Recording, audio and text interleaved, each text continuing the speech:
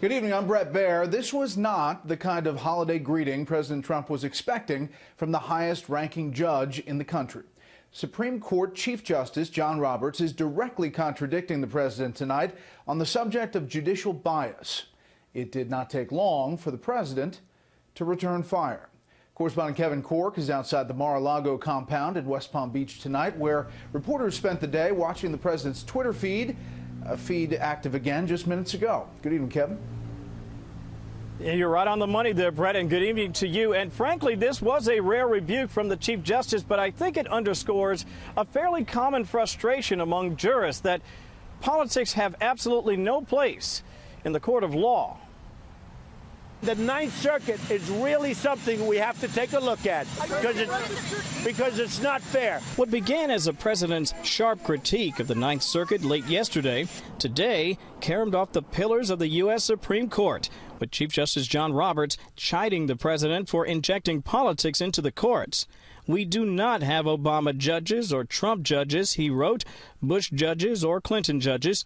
What we have is an extraordinary group of dedicated judges doing their level best to do equal right to those appearing before them. That independent judiciary is something we should all be thankful for. The president responded on Twitter, "Sorry, Chief Justice John Roberts, but you do indeed have Obama judges, and they have a much different point of view than the people who are charged with the safety of our country."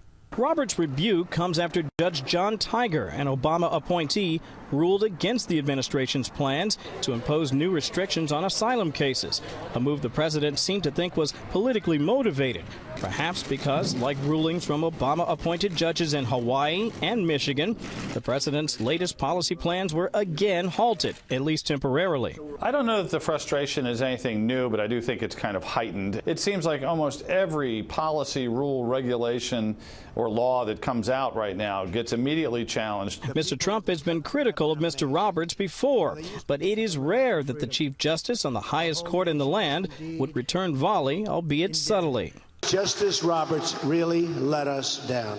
What he did with Obamacare was disgraceful. There was nothing subtle about the president's support for Saudi Arabia today, calling the kingdom's low oil prices a big tax cut for America and the world. No mention of Riyadh's possible role in the murder of journalist Jamal Khashoggi or the building pressure to increase sanctions on the Saudi monarchy, a decision that's drawn widespread condemnation, with Republican Senator Lindsey Graham writing, "One thing I learned during the Obama years is that when you look the other way regarding problems in the Middle East, it seldom works out." While the questions continue to swirl about exactly what happened to the Saudi journalist, the White House dealt with an entirely different set of questions of its own yesterday, delivering responses to a series of queries from the Mueller team, including, according to Axios, whether the president knew about Don Jr.'s Trump Tower meeting with Russians. No confirmation yet from the White House on that report, which also suggested that the Mueller team, Brett, asked the president, who was then candidate Trump, about comments he made on the campaign trail about the Russians looking into Secretary Clinton's missing 33,000 emails. Brett, back to you. Kevin Cork outside the Winter White House. Kevin, thanks.